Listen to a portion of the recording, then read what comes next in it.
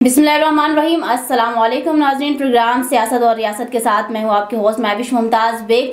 नाज़रीन, मुस्लिम लीग नून के कायद मियाँ मोहम्मद नवाज शरीफ साहब को एवन फील्ड रेफरेंसेस में बरी कर दिया गया है और इसके अलावा अल अज़ीज़िया रेफरेंस में भी बरी होने के पूरे इम्कानात हैं। इसी तरह से जैसे कि नून लीग की सीनियर क़यादत भी कहती रही कि जब नवाज शरीफ साहब वापस आएंगे वतन तो फिर अपने तमाम तर जो कानूनी मामलात हैं उसको देखेंगे। जब वहाँ से बाहर निकलेंगे उसके बाद इलेक्शन कॉन्टेस्ट करेंगे और फिर जो है वो चौथी बार पीपल्स पार्टी मुस्लिम लीग नून की जानिब से जो है वो वज़ीर आज़म बनेंगे। क्योंकि पीपल्स पार्टी का जिक्र नाज़रीन बीच में इसलिए आया कि बाप और बेटे के दरमियान कुछ मामलात पर जो है वो एक नहीं दिखाई दे पा रहा है और आसिफ जरदारी साहब कुछ स्टेटमेंट पास कर रहे हैं और बिलावल साहब जो है वो कुछ स्टेटमेंट पास कर रहे हैं। लेकिन आज जो इनका इजलास है या आज जो इनकी कन्वेंशन है उसमें चूंकि दोनों साथ ही होंगे और इलेक्शन के हवाले से क्या बातचीत होगी, इलेक्शन के हवाले से क्या एजेंडा सामने रखेंगे, इसके ऊपर तो नाज़रीन हम बात करेंगे। और नाज़रीन पीटीआई की अगर बात की जाए तो चेयरमैन पीटीआई अब इमरान खान साहब नहीं रहे, बैरिस्टर गौहर को जो है वो चेयरमैन पीटीआई नामजद कर दिया गया है।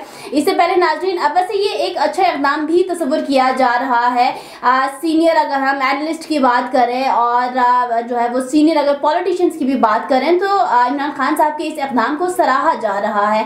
अब इसके बैक पे क्या जो है वो पस मंज़र है इसके हवाले से भी बातचीत करेंगे कि क्या पीटीआई जो है वो इस वक्त किसी नए चेयरमैन को अफोर्ड कर सकती है और इसके अलावा क्या अवाम का एतमाद वैसे ही उन पर बरकरार रहेगा। चूँकि बैरिस्टर गौहर भी जो है वो आबदीदा हो गए थे जब उन्होंने जो है वो मीडिया से गुफ्तगू की और उन्होंने यही कहा कि पीटीआई के चेयरमैन इमरान खान थे, इमरान खान हैं और इमरान खान ही रहेंगे। कुछ वक्ती तौर पर उनकी जिम्मेदारियां संभाल रहा हूं जब तक ये कानूनी मामला तय नहीं हो जाते और वो बाइज्जत तौर पर दोबारा से अपनी सीट नहीं संभाल लेते। इंट्रा पार्टी इलेक्शन चूँकि अब Imran Khan as a chairman नाज़रीन नहीं लड़ेंगे और क्या इससे जो है वो आने वाले इलेक्शन पे कुछ असरअंदाज होगा। ये जो सियासी जमातें अपनी सियासी जोड़ जो है वो उसके ऊपर फोकस किए हुए हैं और इसके अलावा अपनी जो जड़ें मजबूत बनाने में लगे हुए हैं। लेकिन नाज़रीन एक सवाल जो आज के प्रोग्राम का इम्पोर्टेंट क्वेश्चन ये है कि सियासी और सहाफ़ती हलकों से इलेक्शन में इर्तवा की बाज़गश्त ये क्यों की जा रही हैं, क्या वजूहात हैं, क्या 8 फरवरी को इलेक्शन होते हुए नज़र नहीं आ रहा है, क्यों जो है वो इंतखाबात में ताख़ीर की क़यास आराइयाँ हो रही हैं, क्या वजूहात नज़र आ रही हैं, क्या इलेक्शन कमीशन ऑफ पाकिस्तान की जानिब से कोई स्टेटमेंट्स ऐसे आई हैं जिसकी बिना पर जो है वो ये मामलात ऐसे मंजराम पर आ रहे हैं या सियासी जमातों के नज़दीक या सियासी या अगर हम बात करें सीनियर एनालिस्ट के नज़दीक चूँकि ये बातें ज़्यादा तौर पर जो है वो सामने आ रही हैं। सो नाज़रीन इसी हवाले से बात करने के लिए आज हमने नाज़रीन सबसे पहले एडवोकेट कैसर रिजवी साहब की जानिब बढ़ते हैं चूँकि पीटीआई के लीगल टीम के मेंबर भी हैं। एडवोकेट साहब अस्सलाम वालेकुम, प्रोग्राम में खुशामदीद। फरमाइएगा, चेयरमैन इमरान खान साहब नहीं रहे और बैरिस्टर गौहर चूँकि अब नए चेयरमैन पीटीआई होंगे, क्या इसके कुछ मनफी असरात भी पड़ेंगे इलेक्शन में?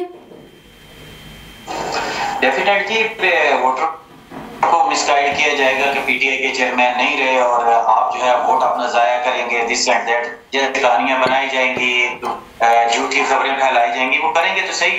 लेकिन पीटीआई का जो है चेयरमैन उनका बहुत अच्छा डिसीजन है ये। उसकी वजह ये है कि बाय लॉ अगर देखे जाए तो गौहर साहब को बनाने का मकसद ये था कि चूंकि जो टिकट इशू होंगे वो सिग्नेचर अथॉरिटी खान साहब होंगे, खान साहब टिकट इशू करेंगे, इसके बाद बिल्कुल इलेक्शन के करीब आके ये लोग जो है इनके पास जो और हमारे इंफॉर्मेशन के मुताबिक ये खान को जब डिस्क्वालीफाई करेंगे तो हमारी पार्टी का निशान भी खत्म हो जाएगा, हमारी पार्टी भी डिस्क्वालीफाई हो जाएगी और जिनको हमने टिकट दिए वो आजाद इलेक्शन लड़ने के आयल होंगे सिर्फ। तो इसलिए उस सारे सिनेरियो को हमने सेव करने के लिए हमने मिस्टर गौहर को जो है वो पीटीआई का निगरान चेयरमैन बनाया है ताकि हम इलेक्शन लड़ सकें और हमारे बल्ले का निशान मेंटेन रहे और हम अवाम जो है अवाम में जाके अपनी कैंपेन कर सकें। बाकी कैंपेन का मैंने लफ्ज मेरे मुंह से निकल गया तो हमारे लिए तो ये भी बैन हो गया कि हमारे कैंडिडेट को जाके जो प्रीवियस एमपी एमएनएस हैं उनको जाके कहा जा रहा है कि जनाब आपने कैंपेन नहीं करनी और कैंपेन नहीं की जा रही अभी तक। क्यों नहीं की जा रही? सिर्फ उनके थ्रेट की वजह से। अभी तक मियां साहब को जो डिसीजन दिए जा रहे हैं वो तो अल्टीमेटली हर बंदे को पता है कि वो कोई और केस फ्यूचर में भी भी उसमें बनना हो तो वो भी उसमें भी वो बरी कर देंगे। अब उनकी ये पोजीशन है, कोर्ट का ये हाल है, इनजस्टिस है पाकिस्तान में और हमारे साथ खसूसन नाइंसाफी हो रही है। आप बाकी हालातों वाक़यात आप लोगों के भी सामने, आवाम के भी सामने, आवाम में शऊर आ चुका है, आवाम जो बाशऊर है वो समझ चुके हैं कि ये कौन सा खेल खेला जा रहा है। ठीक है, ठीक है। एडवोकेट नासिर साहब, प्रोग्राम में खुशामदीद। फरमाइएगा, अभी चूंकि हम बात कर रहे हैं कि चेयरमैन पीटीआई की इमरान खान साहब तो नहीं रहेंगे बल्कि बैरिस्टर गौहर साहब रहेंगे, क्या बेहतर कैंडिडेट इन्होंने चूज़ किया है? और ये भी मैंने इंट्रो में कहा कि बेशतर जो है वो ये कॉन्टेक्स्ट में बात की जा रही है कि इमरान खान साहब ने ये इकदाम दुरुस्त उठाया है, क्या समझते हैं आप? बहुत शुक्रिया कि आपने मुझे प्रोग्राम में इनवाइट किया। बिल्कुल आप और कैसर साहब भी जैसे फरमा रहे हैं बिल्कुल ठीक है, क्योंकि इमरान खान साहब का ये अच्छा इकदाम है, ठीक ना। अगर इसी तरह अगर वो तो नए निगरान जो पीटीआई चेयरमैन का ऐलान ना करते तो जो वो जैसे कैसर साहब फरमा रहे हैं कि पीटीआई को दीवार के साथ लगाया जा रहा है, बिल्कुल वैसे वो एक तो खान साहब डिस्क्वालीफाई हो जाते, एक तो इलेक्शन कमीशन इनसे इंतखाबी निशान भी वापस ले लेती, बिल्कुल ही इनकी मतलब सफों में मायूसी छा जाती, जो कि मेरा नहीं ख्याल कि किसी भी पॉलिटिकल पार्टी के लिए ये मतलब अच्छा इकदाम। इन्होंने गौहर साहब को जो नॉमिनेट किया है ये इन्होंने अबूरी सेटअप के लिए किया है, ठीक है ना, ताकि जो एक सिलसिला है इलेक्शन का, ठीक है ना, इलेक्शन के लिए वो चल सके कि किसी न किसी तरीके से इलेक्शन को मतलब वो पोस्टपोन ना किया जा सके और ना ही उसके लिए हम चुप करके बैठ सके।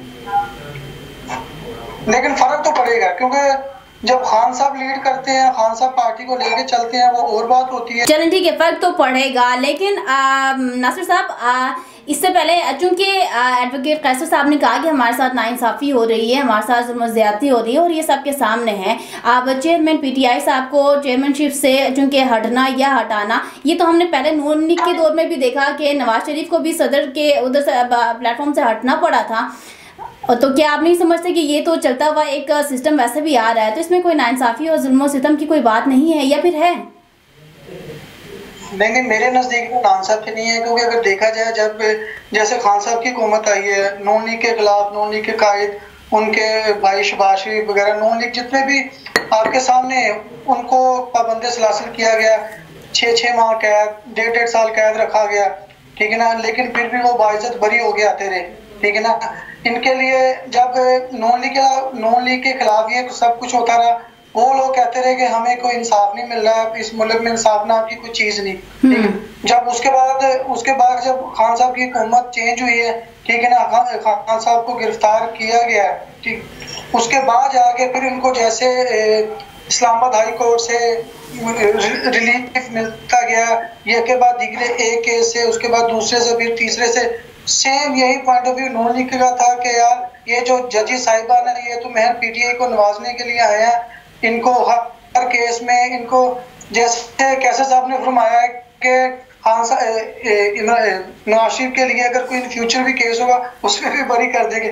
सेम यही पॉइंट ऑफ व्यू था का जब खान साहब को बेल पे बेल दे रहे थे, लेकिन वो यही कह रहे थे कि इन फ्यूचर भी अगर आपके ऊपर कोई केस है वो भी आपको नहीं होगा और इन फ्यूचर भी कोई वारंट निकलेंगे वो भी आपको गिरफ्तार नहीं कर सकेंगे। ठीक है, एडवोकेट नबीला साहिबा से यही सवाल पूछ लेते हैं। एडवोकेट साहिबा, आप प्रोग्राम में खुशामदीद और हमें वक्त देने का शुक्रिया।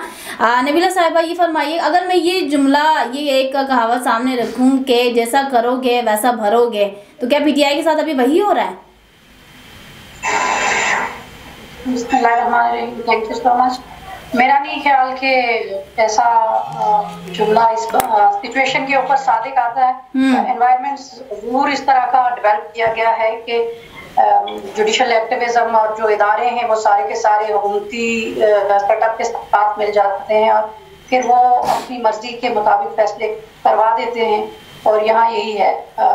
लेकिन इस सारे माहौल में जो सबसे बड़ा नुकसान है वो इदारों की कमजोरी है और निज़ाम अदल का नुकसान हुआ है कि आम आदमी का अदल के निज़ाम से एतमाद उठ गया है। तो हम ये समझते हैं कि अगर कोई भी जो लॉ एंड ऑर्डर की सिचुएशन के खिलाफ जाता है या किसी ने किसी कानून को तोड़ा है तो उससे वो कानून के मुताबिक उसके साथ सलूक होना चाहिए। लेकिन यहाँ ये नहीं हो सकता कि माइट इज़ राइट की पॉलिसी अपना के जंगल का कानून जो है वो बना दिया जाए। तो ये सूरत हाल तो काफ़ी मुश्किल तरीन है आम आदमी के लिए। जो सियासी जमातें हैं या अशराफ के लफ्ज़ों में आप कहेंगे वो तो वक्त के साथ अपने अपने मुताबिक कानून की जो है ट्विस्ट कर देते हैं, लेकिन आम आदमी के लिए मुश्किलात का बायस बनती है। ठीक होगी नाज़रीन, जब कानूनदान खुद ये कहे कि कानून की पासदारी नहीं हो रही है और कानून सबके लिए बराबर नहीं है तो आई डोंट थिंक कि जब पीछे कुछ कहने के लिए फिर बच जाता है। अब नाज़रीन बात करते हैं जो सियासी और सहाफ़ती हलकों में इलेक्शन में इल्तवा की बात चल रही है। एडवोकेट कैसर साहब क्या कहेंगे आप इसके ऊपर? क्या इलेक्शन 8 फरवरी को होंगे या फिर आगे पोस्टपोन होने जा रहे हैं? जी बहुत मुश्किल लग रहा है क्या वो 8 फरवरी को होंगे। क्या वजह है, क्यों मुश्किलात आ रही हैं? सुप्रीम कोर्ट के वाज़ेह अहकामात हैं, चीफ जस्टिस ने उनकी तंबीह के बावजूद ये होना कि भाई आप पोस्टपोन के चांसेस, ये कुछ समझ में नहीं आ रहा। पाकिस्तान में कानून को मानता कौन है? अब तक क्या अमल हुआ कानून पे? सुप्रीम कोर्ट हो, हाई कोर्ट हो या कोई भी अदारा हो, तो हाई कोर्ट या अदालत के किसी कानून को नहीं माना गया, तोड़े गए हैं, बनाए गए और वायलेशन की गई है, धज्जियां उड़ाई गई है, कॉन्स्टिट्यूशन को फेंक दिया गया है।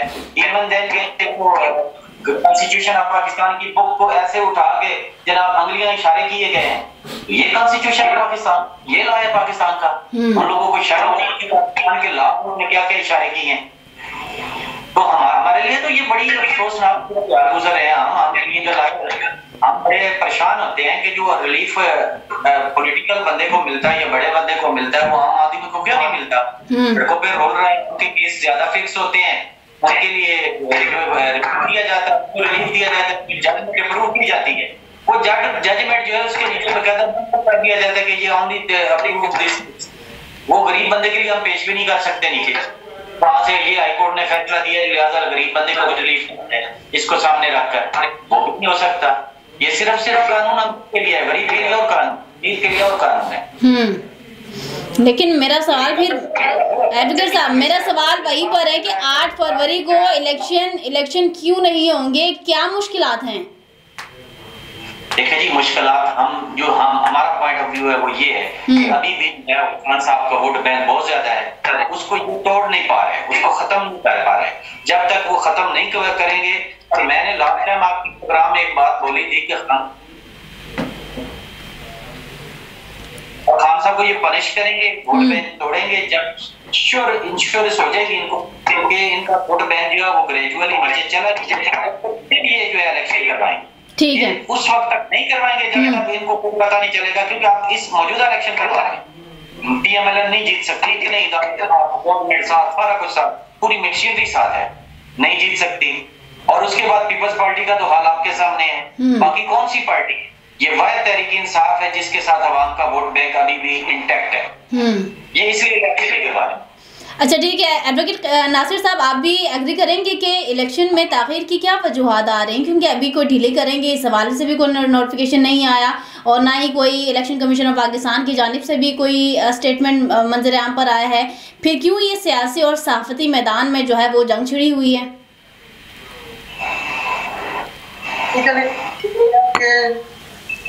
इलेक्शन मेरा भी ख्याल है कि 8 फरवरी को होते दिखाई नहीं दे रहे, क्योंकि रिसेंटली मैंने देखा था कोई न्यूज़ आर्टिकल चल रहा था कि इलेक्शन कमीशन ने वो सुप्रीम कोर्ट में कोई दरख्वास्त वगैरह भी जमा कराई है कि 8 फरवरी को इलेक्शन पोस्टपोन कराए जाए। तो उसके पीछे रीज़न क्या है ये नहीं मैं जानता, लेकिन मुझे जो लग रहा है मुझे ये है कि जैसे उन्होंने PMLN को लेके आए हैं बाहर से सेटलमेंट करके एस्टेब्लिशमेंट के साथ, और जो उनके ऊपर जो केसेस हैं एक में तो वो बरी हो गए, ऐसे करके जब ओनली वो कायद मियां नवाज शरीफ को वो तमाम के नहीं कर लेते, ठीक है ना, उनको दोबारा वो अहल नहीं हो जाते, तब तक मेरे ख्याल से ये इलेक्शन वो ऐसे ही डिले ही देंगे। मुझे ये लग रहा है, मेरा नहीं ख्याल कि उनके लिए ये पीटीआई का वोट बैंक तोड़ना और ना तोड़ना नहीं रखता है, क्योंकि पीटीआई का वोट बैंक तो 9 मई के वाकयात के बाद तो आप सब ने देख लिया है, वोट बैंक तो उनका टूट चुका है। उनके अपने जो फाउंडर जो लोग थे उनके साथ, ठीक है ना, वो एक प्रेस कॉन्फ्रेंस के पीछे छुपे हुए, वो कह रहे हैं मरी जान छुड़े। असद उमर जैसे बड़े बड़े नाम है, वो भी मजीद है, मैं नाम नहीं लेना चाहता, वो उनकी कमर वो तोड़ चुके हैं एस्टेब्लिशमेंट वाले। अब वो सिर्फ वो जो लंदन प्लान था वो उसको पाया तकमील तक करने के लिए, ठीक है ना, इलेक्शन डिले हो रहा है। जब तक वो शायद वो PMLN के मियां नवाज शरीफ वो तमाम केसों से बरी नहीं हो जाते, दोबारा इलेक्शन नहीं हो सकती, तब तक इलेक्शन वो ऐसे डिले करते हैं। अच्छा एडवोकेट साहब, बीइंग एन एडवोकेट, आप क्या समझते हैं कि अगर तो इस तरह से इलेक्शन में ताख़ीर अगर हुई तो फिर चीफ जस्टिस साहब का कोई इसके ऊपर एक्शन होता हुआ नजर आ सकता है? आपका एक्शन भी है। अब ये तो जो एस्टेब्लिशमेंट है, ठीक है ना, उनको देखना चाहिए ना, क्या जो चीफ जस्टिस साहब भी वो एस्टेब्लिशमेंट की बात कौन करते हैं या चीफ जस्टिस साहब अपनी बात खुद मनवाते हैं। ठीक हो गया। एडवोकेट नबीला साहिबा, इंतखाबात में ताख़ीर का खदशा क्यों है? लेकिन में मेरे भाई ने कहा कि पाकिस्तान तहरीके इंसाफ की जो है वो कमर टूट चुकी है। मैं समझती हूँ कि जो इलेक्टेबल्स थे उनको तो जरूर वो मैनेज करने की कोशिश की है, या उनको जेलों में डाल दिया गया, या उन्हें टॉर्चर किया गया, पार्टी छोड़ने पर मजबूर कर दिया गया, लेकिन जो वोट बैंक होता है वो वोटर नहीं तोड़ सका, इस्टेब्लिशमेंट भी नहीं तोड़ सकी, कोई दूसरी सियासी जमातें भी इतनी सख्त नहीं रख सकती कि इस वक्त पाकिस्तान तहरीक इंसाफ के वोट के ऊपर असरअंदाज हो सके। तो ऐसी सूरत हाल में इलेक्शन डिले करने की एक ही वजह हो सकती है, और वो ये है कि तहरीक इंसाफ के वोटर को जो है वो कंट्रोल नहीं किया जा सका और उसे बंद नहीं किया जा सका कि वो वोट तहरीके इंसाफ के हक में ना डाले। तो उसका एक ही हल है कि इलेक्शन को डिले किया जा सके, जो कि गैर जमहूरी तर्ज है, और एक जमहूरी मुल्क के अंदर राइट टू चॉइस जो पब्लिक का है उसको सप्रेस करना ये बहुत बड़ी गैर कानूनी और गैर आईनी जो है वो जो सूरत हाल है। लेकिन चूंकि जो फैसला साज होते हैं उनको करनी। Alright, I got your point. नाज़रीन, अगर हम बात करें कि निगरान हुकूमत जो है वो मईशत के लिए क्या इक़दाम कर रहे हैं और क्या उनके किए जाने वाले इक़दाम जो है वो मईशत की बेहतरी के लिए मुस्बत किरदार अदा उनका हो रहा है या नहीं, ये चूँकि हमारे कानूनदान हैं जो कि आज के हमारे प्रोग्राम में आए हैं, बट इनसे फिर भी नाज़रीन मेरा ये सवाल ज़रूर रहेगा कि क्या इनको लगता है कि निगरान वज़ीर आज़म के दौरों से जो है वो मईशत में बेहतरी आ सकती है? एडवोकेट कैसर साहब, क्या कहेंगे आप? ये देखें, अभी तक तो ऐसा मईशत के लिए कोई इक़दाम उठाया गया जिससे मईशत में बेहतरी है। जब निगरान गवर्नमेंट आई है, आप देख लें कि चाहे उनके ये लंदन प्लान है या जो जिस प्लान के तहत निगरान गवर्नमेंट आई है, जिस प्लान के तहत हमारा वज़ीर आज़म निगरान बना है ना, इसका नाम भी लिस्ट में नहीं था, तो जो उनके ड्यूटी सौंपी गई है वो बड़े आसान तरीके से वो सर अंजाम दे रहे हैं। या वज़ीर आला निगरान पंजाब है, जो एक्ट उस आपके सामने है, जो गैर ला कानूनियत इसने फैला रखी है पंजाब में, वो भी आपके सामने है। तो इसलिए आप ये देखें कि आपकी कितना स्टेप उसने उठाया, कोई स्टेप नहीं उठाया, क्या किया है, कुछ भी नहीं किया। तो इसलिए जो ये सूरत जो है, ये कहना कि निगरान गवर्नमेंट जो है वो ये कर रही है, नथिंग, वो कुछ भी नहीं, सिवाय जहाज में सरकारी खर्चा जो है वो लगा के सरकारी खर्चे पे वो कहते हैं झूले लेके मुल्क भर मुल्क जो है वो फिरता जा रहा है और वापस आके वो अपनी बैरक में जा रहा है। बस यही सूरत है। ठीक है, इसके अलावा यानी कि कोई अमली जो है ना वो इक़दाम होते हुए नजर नहीं आ रहा है। एडवोकेट नबीला साहिबा, लास्ट में आपका भी पॉइंट ऑफ व्यू जानने की कोशिश करूंगी, बताइएगा, इत्तेफाक करेंगे हमारे दोनों मेहमानों से? बिल्कुल, क्योंकि निगरान हुकूमतों का काम एक ही है कि वो 90 दिन के अंदर जो है इलेक्शन को मुमकिन बनाए, उनको इलेक्शन को जो है इस इलेक्शन का जो निज़ाम है उसको यकीनी बनाए और लोगों को इलेक्शन का मुनाकिद करवा के उन्हें अपना राइट टू चॉइस एक्सरसाइज करने का मौका दे। उसके अलावा उनसे ना कोई तवक्को की जा सकती है और ना ही वो कोई चीज डिलीवर कर सकते हैं। मेरे ख्याल में निगरान हुकूमतों को इससे ज्यादा ना हमें उनसे तवक्को भी नहीं होनी चाहिए। चलें, ठीक हो गया। Thank you so much all of you programme में शिरकत करने के लिए। नाज़रीन, एडवोकेट नबीला साहिबा ने लास्ट में बड़ी सी एक बात ये कही कि निगरान हुकूमतों की जिम्मेदारी होती है कि 90 दिन के अंदर इलेक्शन करवाना या उसको मुमकिन करना, ये इनके कामों में जो है वो सर फहरिस्त अमल होना चाहिए। लेकिन अनफॉर्चुनेटली हमने ये भी देखा कि निगरान हुकूमत ने तमाम तर इंतखाबात की जिम्मेदारियाँ इलेक्शन कमीशन के कंधों पर डाल दिया। इलेक्शन कमीशन ने उसको उठा के सियासी जमातों के गले में डाल दिया। सियासी जमातें ऑब्वियसली एक दूसरे की टांग खिंचाई और सियासी जोड़ तोड़ में इतने मसरूफ थे कि 90 दिन की जो आइन में कहता है, आइन जो कहता है कि 90 दिन में इलेक्शन होना आइन का तकाजा है, आइन के भी जो है वो धज्जियां उड़ाई जा रही हैं। और अब चूंकि ये जो बाज़गश्त चल रही है कि 8 फरवरी को भी इलेक्शन होते हुए नज़र नहीं आ रहे हैं, तो अब देखना ये है कि क्या वाकई नज़र नहीं आएंगे, क्या ये आगे पोस्टपोन कर जाएंगे और पोस्टपोन भी कितने महीने आगे होंगे और इससे जो है वो पाकिस्तानी मईशत पर जो है वो कितना मनफी जो है वो असरात मुरतब होंगे। इसी के साथ नाज़रीन मुझे दीजिएगा इजाज़त। इंशाल्लाह नेक्स्ट प्रोग्राम में दोबारा हाजिर होंगे। As I always say, everything is possible, nothing is impossible, just the word impossible is impossible, otherwise everything is possible. So just believe in yourself, अच्छे काम करें अच्छी नीयत के साथ। मुझे दीजिए इजाज़त। अल्लाह हाफिज़।